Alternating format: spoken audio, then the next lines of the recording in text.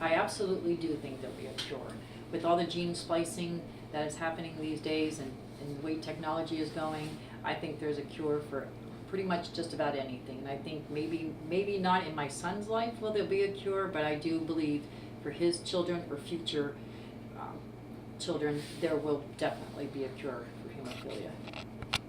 The struggles that we went through with having a hemophiliac was back in the 80s. At the time, like I said, things weren't talked about that openly as they are now.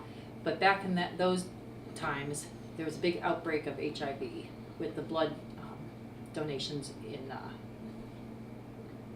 with the AIDS epidemic. Back then, a lot of hemophiliacs got infected because they were taking pooled blood for their factor that they needed to stop their bleeding in them. So a lot of hemophiliacs had passed away from HIV.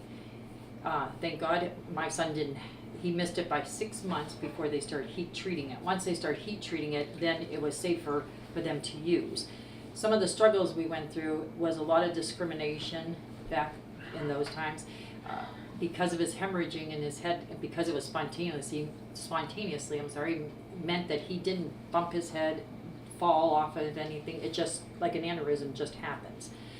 So he actually back then wore a helmet. A lot of kids nowadays wear them for things, but back then he was like the only one. So we'd go into a grocery store. People would stare. People would make comments. I have a nephew who's a hemophiliac also, so when my sister and I would be going to the grocery store or whatever, they'd have bruises on them, and people would stop, and you'd hear them snicker behind you and say, "Oh, look at them, they must beat their child." You know, we actually were going to get T-shirts made saying, you know, "I'm a hemophiliac, we don't beat our child," you know. But there was a lot of discrimination. When Guy got into school, specifically when he was in like 9th grade, he was going into middle school. He went to a school, and it was a technical school, and one of the classes was a shop class. So Guy had signed up and everything for it. The history that's in my family, my father was a hemophiliac. He passed away in 1975 from a cerebral hemorrhage. And then as the years went by, I got married in 1980, got pregnant in 1984. And when I had my son, at the time, we didn't know really about hemophilia because back then they didn't talk about things like that. We just knew my dad was always in and out of the hospital and things like that. So when I had my son, when we were going home from the hospital, they do a test on their ankle called a PKU test. And the nurse had come in and said they couldn't get his ankle to stop bleeding. So at that point, we couldn't go home from the hospital, and the doctor had come in and said, "We think your son has hemophilia." Of course, at the time, I'm all excited, thinking, wow, that's what my dad had, not knowing what lied ahead. And so from that point, his first year was good, you know, some bruises here and there. But then at 12 months, he had a cerebral hemorrhage, spontaneously bled for no reason. And he was one of 15 people in the country that had had that happen. So doctors all over the country were, you know, conversing and that and trying to figure out what to do for him. He was in intensive care for 7-8 days in a coma. They didn't think he was going to survive. We had signed donor papers for his organs and everything, and we kept playing songs over and over again from Sesame Street because it's something he liked back then. And 7 days later, when I opened in, he started his comeback. And at that point, he had to relearn to walk again. He was just learning to talk at a year-old, so all that had to be started all over again. And then at 2.5 years old, again, it happened. But at this point, I knew what to look for. Back when he was first born and a year old, when he had it, the doctors told us twice in that week that he had the flu. So this time, when I knew something was wrong with him, he just didn't act right, he was projectile vomiting, and that I went to the ER and demanded a CAT scan of his head. They refused. They finally went ahead and did it, and here again it showed that he was bleeding again. This time they didn't have to do, well, they did brain surgery, but wasn't as intense as the first. His first hemorrhage, when he had his first surgery, they actually had to take most of his left temporal lobe out from the pressure from the bleeding that was on his brain. And then after that, though, then that continued him starting all over again at almost 3 years old, learning how to walk, talk, and then we continued on. There were many activities you couldn't do back then.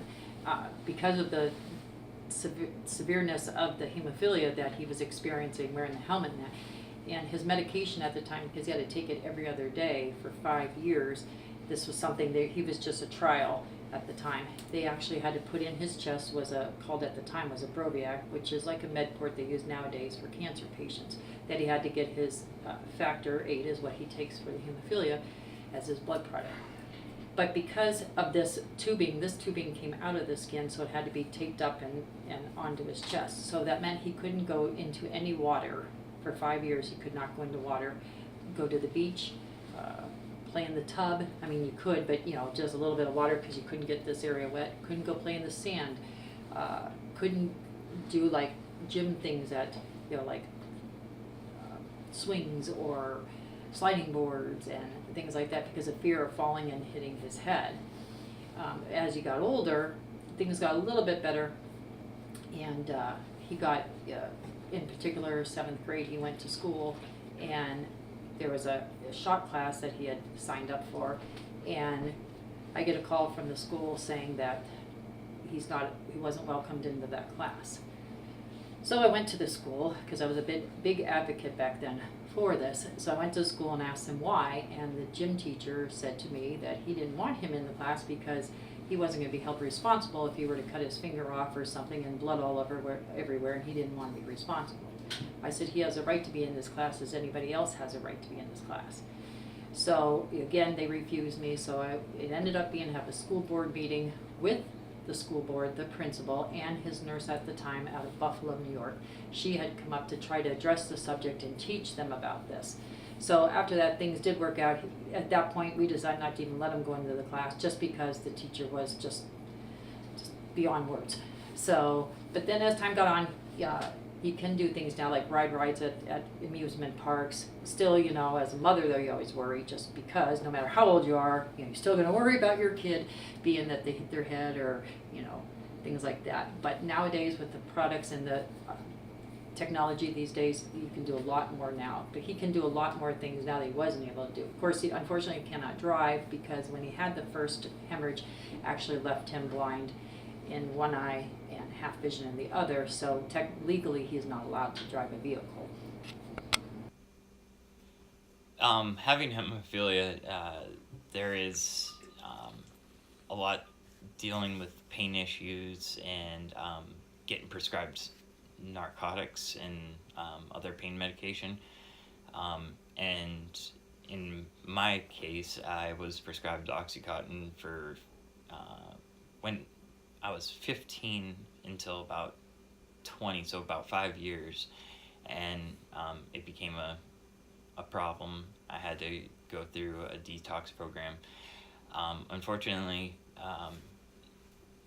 having to deal with pain, I can never get away from not taking any pain medication for when I am having bleeding episodes, but nowadays with being able to treat at home and not letting bleeds get to that point where I have to take pain medication, it reduces the potential of developing another dependency. I don't think that there'll ever be a cure.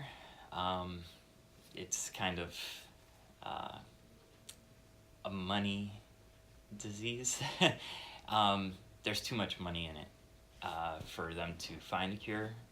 As for treatments and advancement in treatments, though, I do see essentially almost something like a cure, but definitely I don't ever see it actually being cured. If I was to look back, I would tell myself to do the treatments the way the doctors recommended. I did a lot of things that I probably shouldn't have, and I postponed a lot of treatments, which now later on has made it lasting effects, basically. The best part about hemophilia is the relationships and friendships that I've made over the years. Being an advocate in the community has flown me from all across the country for conferences, from California to New York and everything in between. Met thousands of real nice people, a lot of them friends to this day, and so definitely I'd say that's definitely the best.